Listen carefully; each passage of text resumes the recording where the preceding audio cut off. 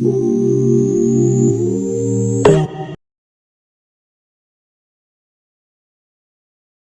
you're doing that for like roughly 2 years, I would say, right? Yeah. And then August 5th, 2009, you stopped uploading content. You know what I mean? And I think like there's like an 8 months break or something like that, you know? And then on March 21st, 2010, I get you changed the Bronx forever. You release, you know, the first We Mobbin DVD. You know what I'm saying? Wash Ave. You know, what was going on in that 8 months? You took that break. Were you planning those? You know, putting the We Mobbin DVD thing out. Also, you know, like what inspired it? What was the goal? You know, talk about that time, like everything about it. Damn, you took it back. That break, man. Like that was like I said, that was the ending of dance for me. You know, because that was me having to be a man. Like I had to work. I had to help, I had to provide. So I started working. I had time for my dances. I had time for my people to link. I was just growing, you know what I'm saying? I was just on some, I always do a lot for everybody. Let me see what it's like if I do something for myself. Yeah. So I didn't have no camera at that time. I was going through struggles with my mother. I had to sell my equipment to make sure bills was paid. So I just gave up on that. Then it's funny though, cause I think did a little crime, you know what I'm saying? We all do crime. I did a little scam with my man. I was mad scared though, like, yo, bro, you trying to make some quick bread? I had a job too. Yeah. Trying to make some quick bread, like, let's do it, you feel me? Yeah. So I ended up getting some extra bread. Hold on, if you don't mind me asking, what'd you do? I can't say, everybody know, B-O-H-S, Let me drop the money in your account. So I'm young, so I'm like, you could get how much extra? I got some bread, I bought another camera. As soon as I bought my other camera, that's when I'm like, yo, I got a camera again. Like, it was like, I look right there from selling my camera to buying another camera. Yeah. That's when I knew, oh no, I'm destined for this camera. It's lit. What was that camera you got? Like I had it was like a Kodak pocket camera. It looked like a phone. It was like, it was like probably like 180. It wasn't too expensive. Yeah. But it was just the fact that I got my own money and I got bills. I'm not about to go spend it on the camera. I had extra money and I'm right in front of Best Buy. Let me go buy cameras. Yeah. I bought the camera and I just started recording me with my friends. Like the first We Mobbin DVD is me with people I chill with every day. Okay. And then the second one was me chilling with people I chill with every day. Then like towards that, it started people DM me like, you can do my block, you can do my block. And I'm like, oh, okay, so I bet I'll come to y'all block because I used to be in my same life with the team. Yeah. So I know y'all over there too. So I'm gonna come over there and I'm gonna record y'all too because I know I'm good over there. So I'm gonna go over there and get some footage too. Got you. And that, well, I'll talk about that later. You know, shout out to I don't know if you're familiar with them, the Nando Fly, and Tay Breach. They over there at ECG, because they the one that got me in tune with We Mobbin DVD. Yeah, you know what I'm saying? So, nah, definitely. You know, for the people who are like me who didn't know, you know, explain like We Mobbin DVD. What was your goal with that? Like, what was you trying to do with that series? At that time, I probably was heavy into YouTube. Because of course the dancing, so I'm seeing a lot of content being posted. I'm seeing like Philly, like all of the Reed Dollars and them just rapping. I'm seeing a lot of like the energy. I'm like, yo, like the Bronx, like we don't really have no like rapper. Yeah. We don't have, nobody knows what's going on over there. We don't even count right now. Yeah. In the literal world of YouTube or whatever the case may be. So I just was like, I'm about to start recording over here because I want the light on us too. You know what I'm saying? That was always the goal, to put the light on the Bronx from being young. So it's everything is full circle. I never changed the whole DNA of who I was. That's a fact. Yeah, because now you still putting the light right back on the Bronx, bro. Still the same thing. Like, wow. Shout out to love. Still putting the light back on the Bronx. Like, that's how I was. Like, where I'm from, I'm gonna take care of mine. I'm gonna take care of people around me. Exactly. That's what's up. You know, who were some, or should I say, where were some of the hoods that you had that you went out to go do the DVDs with? Like, name some of the places you went. I did Burnside, I did Wash, I did Lyman, I did ECG, Gun Hill, both Gun Hills, Gun Hill, New Orleans, and then on the other side of Gun Hill. I did Eden Wall projects. Yeah. I was even going to Harlem too, because it was growing, like to the point where I was in Harlem, like they're like, come to Harlem too. Wow. So I was doing it was like the whole Bronx included with additional Harlem people that was associated with Bronx people. That's what's up. How long did it take before you started to, because I know you said you made it a business thing. How long did it take for you to be able to start telling people, all right, I'll come out there, but I gotta charge you?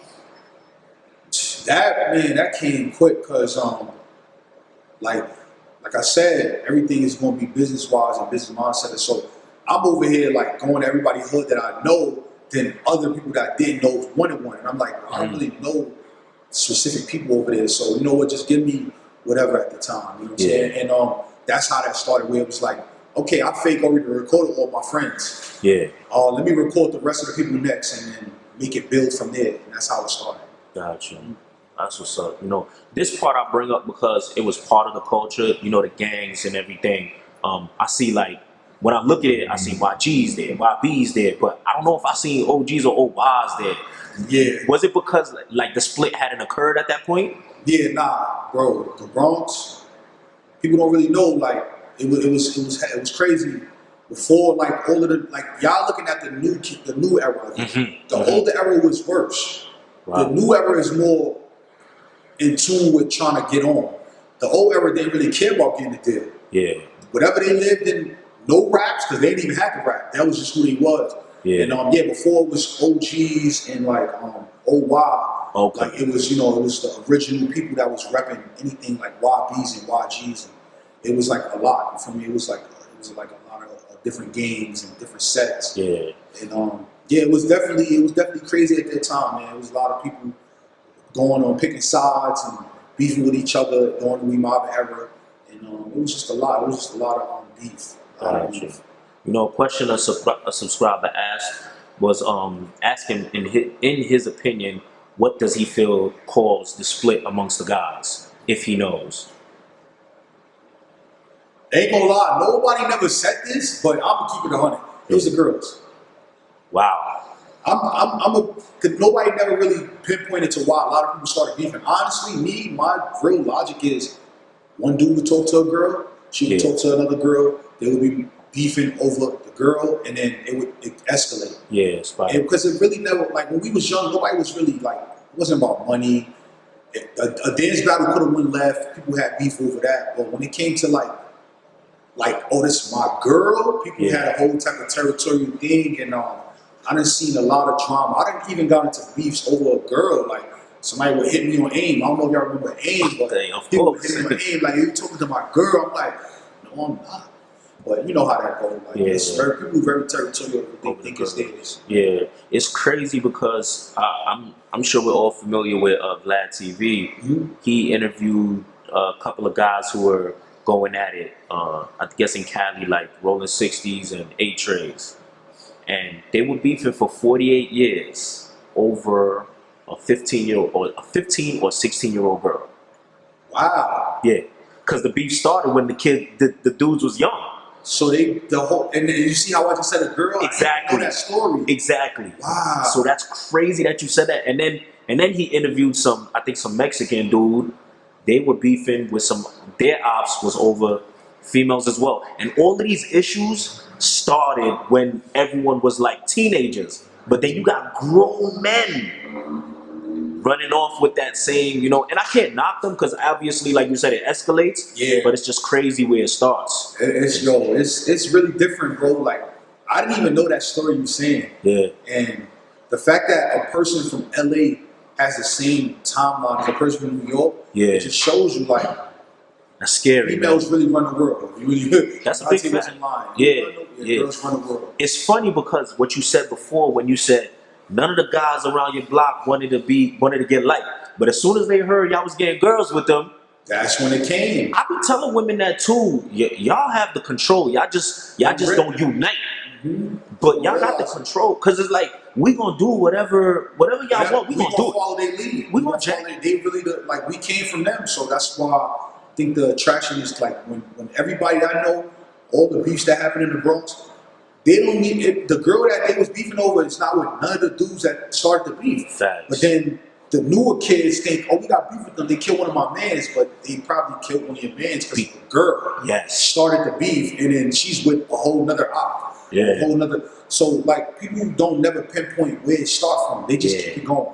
And the crazy part about that is they're doing that, but in the same breath saying, no, it's not. No, it's not. No, it's not. No, it's not. The message to all y'all rappers, stop saying is F females. Yeah. Y'all love them, bro. Yeah. Y'all become the better version of yourself with them. That's a fact. So y'all can't say F them. Yeah. To make your dudes, like your homies, feel like, oh yeah, nah, he don't rock with.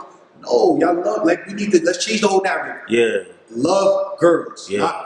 Love girls. Yeah. Fact. Like, love girls. And it's crazy you say that, because I tell my boys that all the time. Like, don't try to like look good in front of me and your girl, because if you on your deathbed, your girl probably gonna be there. You know what I'm saying? I'm gonna probably be with my family. I'm gonna get there. I'm gonna show love, but she gonna be there every step of the way. So if anything, I never knock when my mans tell me, "Yo, bro, I gotta go do this for shorty," or that. You better.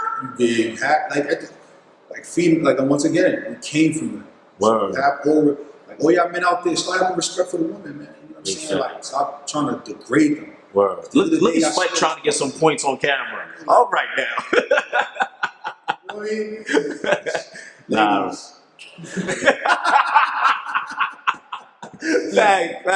Bet. You know, when I hear certain names too, like now, like you said, the younger guys are rapping.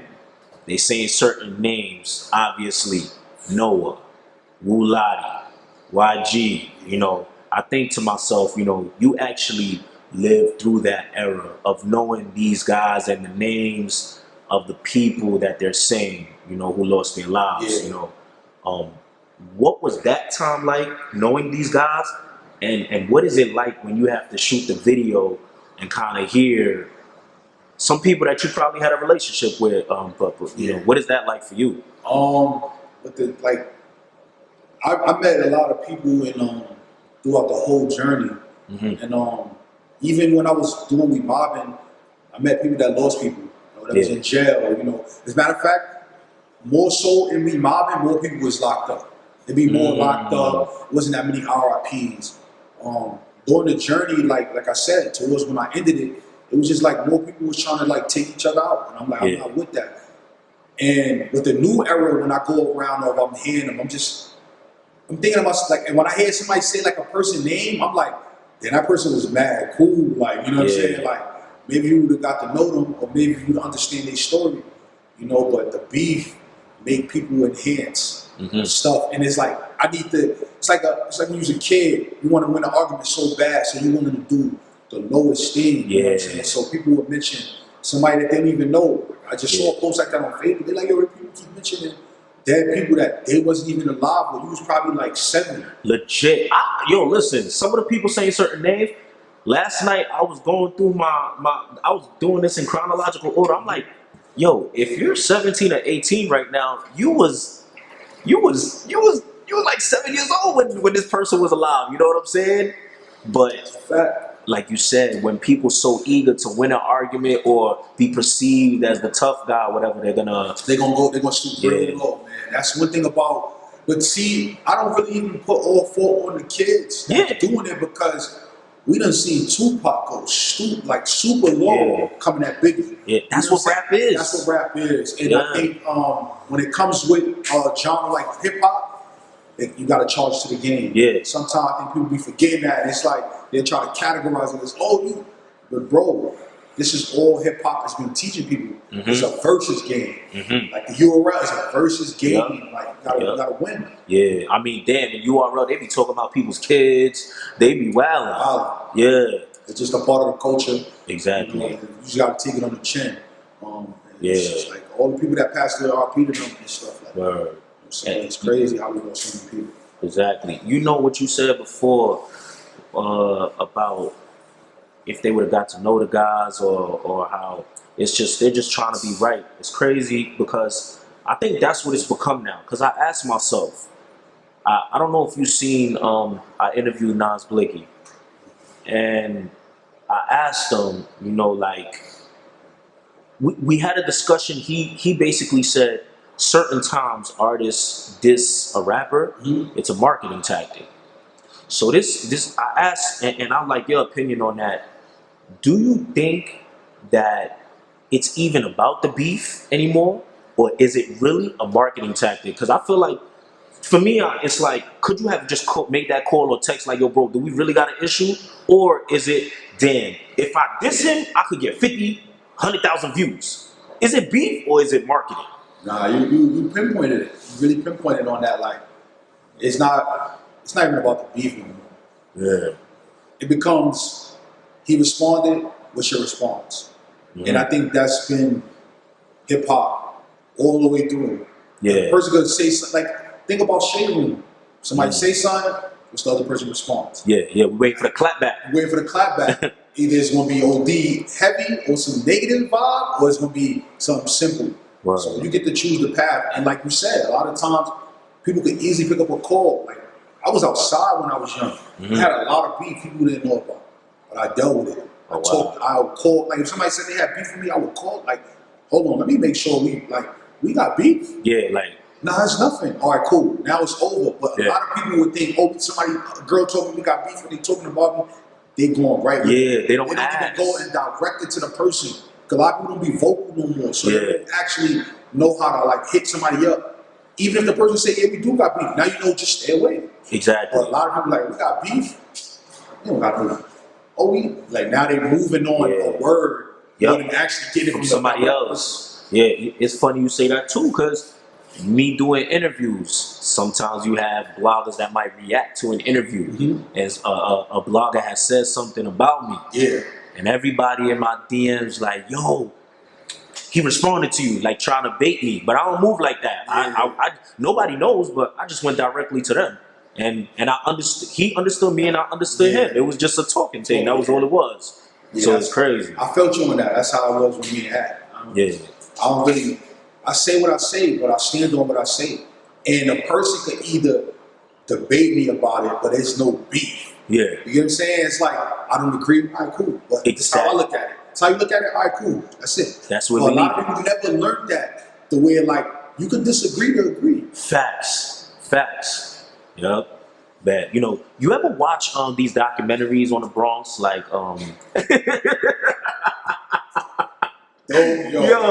because being someone who was there, how accurate are these documentaries, and what do you think when you watching these documentaries? First, bro, no cap. When I be seeing the documentaries on the Bronx, and to all the people that's making them, I be looking like, what?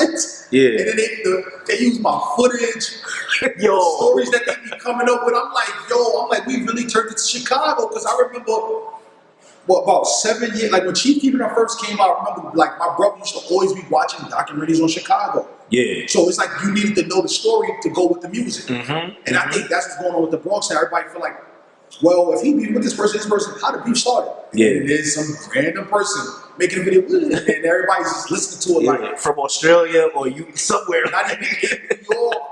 Like just saying it. I'm like, nah, this got it, bro. They really believe that person. But some of the little documentaries is just be heavy. I'll be looking at it like, what? And I just be going on with it because I really know the people. So I'll be like, that happened? I think this is a question the viewers would want to know. On a scale from 1 to 10, 1 being least, 10 being accurate. How accurate? I probably said that wrong, but whatever. How accurate is it? 10 being... Oh, like the documentaries? The documentary, yeah. Now, the 1 to 10, I'm just, I say like 6. Because they'll have the names, they'll have the places, but they'll just have everything all scattered out. And I was just watching one and I'm like, what? Yeah. Like, no. But I get it. They don't really know. They just doing research from afar. Yeah. So they be trying. They almost there. Yeah. They almost there, I'll tell you that. God damn. There was in one of my scenes, there was this jacket. Every Bronx was wearing a coat. The Biggie? The Biggie Pell era. Oh my God. Was getting robbed for it, stabbed for it, all that. What? That coat, Why was this such a hit in the Bronx? The Biggie era was crazy, man. It was like everybody wanted a Biggie because I ain't gonna lie. Now I'm thinking about it. I don't know if it was the name or the marketing behind it. They did a good job. Yeah, because it was a big coat. Yeah, it kept me warm through the winter, but it had a specific look. It had colors to it. Yes, so I think everybody was attached to like, you got a red Biggie with the gold inside. You got like, yellow. You got the yellow. Yeah. You got the lime. And that era was hard. Like you couldn't keep your coat for too long. Facts. I done did with MOBBIN DVDs, and as soon as I got there with people that I was with that had a Biggie on, first thing they saying is, "Yo, what size is that?" I'm like, "Yo, he good, bro." Like that era was crazy, bro. People was on it. God damn. I know. You said that you knew most of the guys that you was doing these DVDs with. But for the ones you didn't know, like, how did you get these guys? Because most of the times when you see guys in the streets, they don't really want to be on camera. How did you create that atmosphere to make them feel comfortable to be on camera? I think everybody just wanted to be heard. Mm-hmm. Like at that time, I'm starting to realize, because I'm like, as you just asked me that question, that's really my first answer. Yeah. I think everybody just wanted to be heard. Like they hear the other side, they hear their raps. Yeah. The people that's fanning or watching or supporting, they're like, hey, he got bars. Mm-hmm. They probably went home, practiced their bars, came back, was like, yo, came back, I want a video. And I'm like, yo, it just became like a trend. Like if you didn't, it was on some point where it was like, if you didn't have a MOBBIN DVD, your block wasn't lit. Fact. That's a fact. So that's how it goes. Man, you know, with so much going on with the hoods and all that, you know, and I know there was some serious beef. Were you ever worried or even scared when you was going to certain areas? Yeah, of course. You know, I'm one of the people that's always been outside. So, like, every era of different level of people and different level of danger, I always understood it. Mm. But one thing I definitely learned was like, you know, you gotta live on the edge. Like, you know what I'm saying? Like the most craziest people that ever made it somewhere or went somewhere, they was never afraid. Mm-hmm. So anytime I went to videos, I don't even went to do a MOBBIN where I had supposedly was like I had beef there. Like somebody told me if they see me, it was on site. Yeah. I went because I'm like, even if it's on site, I don't care. Yeah. I'm letting you know that I'm willing to pull up. And I know you're not gonna do nothing because not that I'm a tough guy, but it's just that I play a different game than you. Mm-hmm. I play a mental game. So you telling me you're gonna do something to me, you already told me. Now I'm here. Exactly. You know what I'm saying? So I definitely remember that era being like, it was real heavy. Like, you know what I'm saying? I went to a lot of hoods. There was always a lot of guns. But I just, I don't know, I walked with a different type of like energy. Like, I don't know. Yeah. It really wasn't fit in my body. I'm not gonna lie, bro. It might be the blessing on you too, bro. Yeah. That's how I feel, because I go everywhere to every. I mean, you seen some of my interviews. We in the projects. We in here. You know what I'm saying? And a lot of people tell me that, like, yo, how you don't be scared. Of course you worry, but you know I'm gonna go regardless. Because I read somewhere there's only two people that's gonna make it in life. Well, success favors the young and the bold. I ain't young, so I better be bold. You know what I'm saying? That's. I agree with you on that. I went to a lot of stuff, and it could have went left. I could have got robbed. It could have. Yeah. But I just never thought of that. Like, I'm really one big on manifestation. So even if I felt like I was in danger, I just told myself I wasn't. Mm-hmm. That happened. I done been in situations where shootouts happen, or when somebody shot something or did something. God damn. Like, I done even been in a situation where like somebody shot at a block. Then the shooter came up to me and said, "Yo, my bad, you good, bro?" It was wow. So you feel me? Like that type of time, I'm like I'm protected. You know what I'm saying? But it's like I'm humble about it though. You know what I'm saying? Because I understand what their situation is and I understand who I am. Exactly. Wow, that's crazy. Wow. Did you ever have people, you know, ask you to take videos down? Yeah, during the MOBBIN era, because a lot of people started getting like booked or indicted, all type of crazy stuff. And that whole era, like I said, that whole era was annoying to me because like I created it for something totally different, and it went in a whole nother direction. Because one thing about the people, they gonna speak their truth. Yeah. And I think a lot of people understand that, like, yo, these are what these kids is going through. Yeah. I'm not going to their hood telling them, yo, you got beef with this person, talk about them. Yeah, you just... I'm just going there and they're like, yo, this is what we about to do. We're about to diss everybody. And I'm like, wait, whoa. Y'all not gonna rap? No, we're not rapping, we dissing everybody. And I'm like, okay. And that's how I'm like, this is going far left. And people will hit me up like, you can take that down. I take it down. Then they hit me up years later. Like in this era now, that's like a lot of people hit me up like, can you put it back up? And it's like, I get it. I was going through some trials and tribulations. Take it down. I'm all for that. The last thing I want to do is see anybody be locked up. Yeah. Especially not using my video. You feel me? So, and most of the time, like, if people don't know, you can't use somebody's video without their permission. And with me personally, nobody's using my video. No courts, none of that. I'm not with none of that. Wait, hold up. They can't subpoena you for it though? Oh, they can ask you, and you can either say yes or no. And my answer is always going to be no. Because I'm always for the people. Whatever they said on my video is them on the video. But whatever the crime they did, that's something totally different. I learned that. I did not know that. Did not gotta approve of it. So if anytime you see somebody in court and they using a video, that person who owned it said yes. And that's crazy. They might have their ways of making you say yes though. Like you gotta really probably be outside. They probably have to hit you with something you showing power. You feel me? Really, you gotta easy. You can't be. Feel me? Like I went through some stuff like that where they try to pull me in. I'm like, nope. Yeah. Like we can't use it. Nope. Yeah. I'm thinking I got called and thinking I'm getting locked up. They're like, they want to use your video for this person. I'm like, nope. Yeah. Like, all right. I'm like, yeah, I'm good. That's it. Yeah, you good to go. Like I'm telling. Like, so anybody that's out there letting people use their videos for these kids, y'all foul. That's crazy. That's crazy. Wow. They only can use it if the person who owns it says yes, because they got to show it in court. So people that you ever went to a court case and you see a person video, it could have just been a random video of them rapping. If the person that owns it said yes, they could play it in court now. They can't unless the person say no. I learned that law. Crazy. Wow. You know, have you ever dealt with guys misdirecting their anger towards you over something that, you know what I'm saying? All the time. Yeah, somebody probably said it about somebody they love or them, and they coming at you. All the time. I probably had the most beef in the Bronx. Wow. Like people look at me and think, oh, he's just a nerd with glasses. Yeah. Like I had people, oh, I'm gonna get you, I'm gonna come to your crib, I'm gonna violate you, all type of. But I know how to talk. You feel me? That's the power. Like that's one of my gifts. I could talk to you. Yeah. Now you probably thinking I'm gonna take him out, and I'm talking to you like, damn, I actually so authentic. Word. It's like, what was I even thinking about trying to be aggressive with him? Yeah. Like, bro, we could be aggressive. Like, you sure you want to take that route? Because I'm a good dude. Yeah. I'm authentic. You know what I'm saying? Me, you being friends is better than me and you being enemies. Yeah. You know what I'm saying? Because I can help you with something. Fact. So most of the time, a lot of people would direct energy towards me, and they would wake up because they would realize the type of person I was, and then they'd be my best friend. Like, yo, bro, you good? Yo, you need, when you go over there, you protect me, you know you good. And I'm like, I'm good.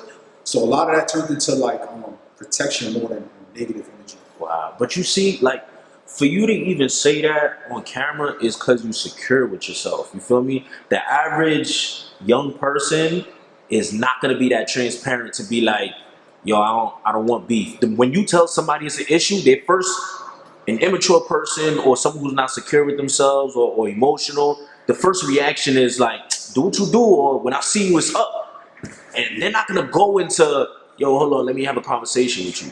You know what I'm saying? Like. You know what, bro? Like, to anybody watching this, like any other issue, I'm gonna just tell this to the people who watch this and viewers, because there's probably a lot of people that go through all type of beef and all type of situations. Half the time, the situation can be dealt with if you just talk to the person. Absolutely. Don't go to another person, get info on another person. Go directly to them. They'll let you know who they really are. And that's who I am. I'm who I am to everybody. So nobody can tell a person the story of some whole other nonsense. I'm going to be the same person to a person that's not liking me, or the same person to a person that who love me. The same person. Exactly. There you go. You know, we all know the birth of hip hop was in the Bronx, and you was able to document so many talented up and coming rappers. You know, I'm curious to know where are most of these guys now, and do you still keep in contact with them? I'm glad you asked that, because like I said, that's why I opened the studio, New Legacy. keep him. You know what I'm saying? There we I go. opened a studio through Legacy, and I'm gonna start doing podcasts. A lot of the people that was in my videos back then, when I go places, they see me, they go, "Yo, can you do a podcast?" And I do an interview. I want to tell them my story from when I was on your channel to now. Because a lot of people might think, "Oh, they was just bad kids." A lot of these people running businesses. A lot of these people got kids, still living. So it's like, yeah, because you saw that story of them being so negative and so young and just wild, doesn't mean that the outcome was going to be the exact thing. Exactly. So yeah, a lot of them definitely want to be on the channel and speak their story, speak their truth. Yeah. That's true. Didn't they say like Malcolm X was red before Malcolm X? Yeah. Maya Angelou, you know what I'm saying? Everybody had a beginning. You know what I'm saying? Or, you know, when I watch the DVDs, you know, I say to myself, like, you know, can we make a case that you and those guys that was rapping, like, y'all were all part of a movement that pioneered, you know, the culture we know as NY drill today? You know what I'm saying? I feel like we could kind of make a case with that, right? I could agree with you on that. Yeah. Like I said, back then when I started, my goal and I know my specific goal was to just put the Bronx on. I didn't like how we was being looked at. There was no light on us. I love you, Fat Joe. Fat Joe moved to Miami. You get what I'm saying? So at that moment, as a kid, it's like Free Remy. She was out. She was locked up at that time. Yeah. My mom was locked. So we didn't really have nobody representing us. Yeah. Shout out to French Montana. He came after like the whole drill, and he was in the mix of it. He helped it like open back up. But that whole era was like it was a dark shadow. There was no energy coming into us, and it was like almost like we was the forgotten borough. And I'm like, I'm a kid knowing like Bronx started here. Yeah. Like the rap. Can we get some love in this hip hop thing? You know what I'm saying? So that's where it all started and stemmed from. And that was my goal to push that agenda, like, you know. And that's why with the new kids like Be Love, you know, Shy K, you know, all of them and stuff like that, they are a product of what we did back then. And it's only right that I played a part in trying to help the new version. Yeah. Because a lot of people don't know, before I even started coming back to the Bronx, I was doing a lot of videos with like other people, just other genres of music. And I gave up on it. I said, you know what? If I'm going to be anybody from my borough, I got to put my borough on. There you go. And if anybody going to say anything about me, the first thing going to say is at least he actually cared. He like, even with a name, he was willing to work with people with no name. Exactly. You know what I'm saying? So that's the goal. That's the goal. That's what's up. What's some of the best We Mobbin DVD moments you had? What's some of the best, and then what's the worst? Some of the best We Mobbin moments. Some of the best We Mobbin moments I'm gonna have to say was Eat 'Em All We Mobbin DVD. It was probably like 150 people out there. It was like Eat 'Em All day. It was just vibing. It was a good vibe. I got there, the camera, everybody was ready to be on camera. And everybody got locked up. Like that day, everybody in We Mobbin DVD Eat 'Em All got locked up, but it wasn't no real like no charge. Cops just wanted to get them off the streets, put them in there. Yeah. And I remember my boy hit me. He said, "Yo, everybody in here lit. We all locked up, but nobody cared because they all said, yo, at least we got to do all We Mobbin." Yeah. And I'm like, word? And everybody got out. There was no charges, nothing, but it was just like, wow.